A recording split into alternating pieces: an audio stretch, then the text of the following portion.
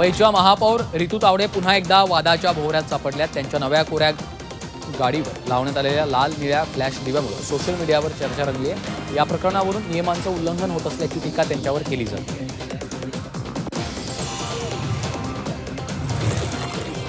दरम्यान संजय राऊतांनी रितू तावडे यांच्यावर टीका केली. रितू तावडे या मुंबईच्या महापौर आहेत, प्रथम नागरिक आहेत, त्यामुळे लाल दिव्याच्या गाडीतून फिरण्याचं त्यांचं स्वप्न असावं असा टोला त्यांनी लगावला.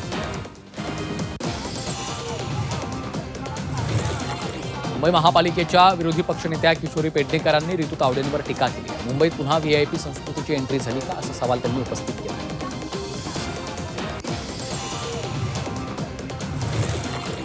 गॅस सिलेंडरची कृत्रिम टंचाई झाल्याचा आरोप भाजप आमदार हेमंत रासने यांनी केला. ही कृत्रिम टंचाई दूर करण्यासाठी प्रशासनानं पुणे जिल्ह्यातील सर्व गॅस ताब्यात घ्याव्यात, तर साठेबाजी रोखण्यासाठी प्रशासनानं प्रत्येक एजन्सीवर एक निरीक्षक नियुक्त करावा अशी मागणी रासने यांनी जिल्हाधिकाऱ्यांकडे केली. तशा आशयाचं पत्र त्यांनी पुणे जिल्हाधिकाऱ्यांना दिलेलं आहे.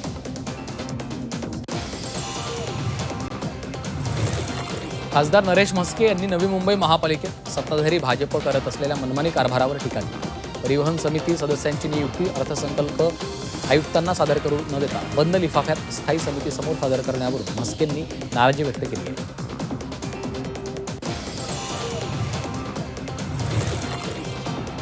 मुरबाड कल्याण रेल्वे प्रकल्प मार्गी लागला. याबाबत केंद्र आणि राज्य सरकार सकारात्मक असून संसदेत रेल्वे मंत्र्यांनी मान्यता देण्याचं आश्वासन दिलं अशी माहिती खासदार बाळामामा म्हात्रे यांनी दिली.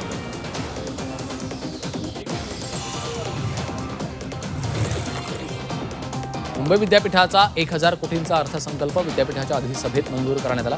विद्यार्थी वसतिगृह, सौर ऊर्जा प्रकल्प तसंच क्रीडा सुविधांच्या बांधकामाचा प्रस्ताव आहे. त्यामुळे यंदा अर्थसंकल्पात 86 कोटींची वाढ झाली.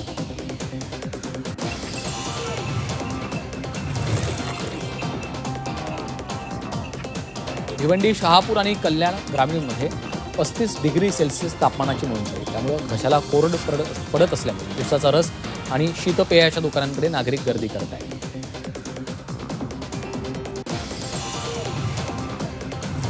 मुंबईतील कफ परेड परिसरामध्ये संरक्षक भिंत बांधण्यावरून स्थानिक मच्छीमार आणि रहिवाशांमध्ये वाद झाला. या भिंतीमुळे अतिक्रमणाचा धोका वाढेल असा दावा रहिवाशांनी केलाय, तर मच्छीमार बांधव सुरक्षेसाठी या भिंतीची मागणी करतात. EMCच्या रुग्णालयामध्येच सफाईचं कंत्राट देण्याचा बनाव करून एका व्यावसायिकाने कोट्यवधींची फसवणूक करण्यात आली. महापालिकेच्या 7 रुग्णालयांमध्ये स्वच्छतेचं कंत्राट दिल्याचा आमिष दाखवत व्यावसायिक अनीस खान यांना आरोपीने 5 कोटींचा गंडा घातला. या प्रकरणात आरोपी मोहम्मद गुलाम रोशन यांच्यावर गुन्हा दाखल केला आहे.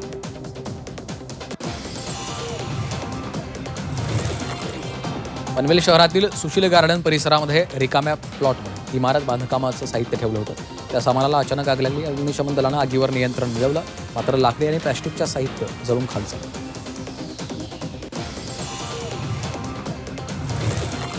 भंडाऱ्याच्या पवनी शहरातील गांधी चौकात एका 4 चाकी वाहनाला भीषण आग लागली. गावकऱ्यांच्या मदतीनं आग आटोक्यात आली आहे. सुदैवाने या घटनेत कुठलीही जीवितहानी झाली नाही.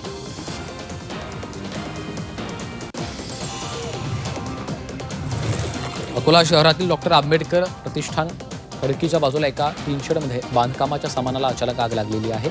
अग्निशमन दलाच्या मदतीनं आग आटोक्यात आली. शेडमध्ये ठेवलेलं लाकडी सामान या आगीमध्ये पूर्णतः जळून खाक झालं.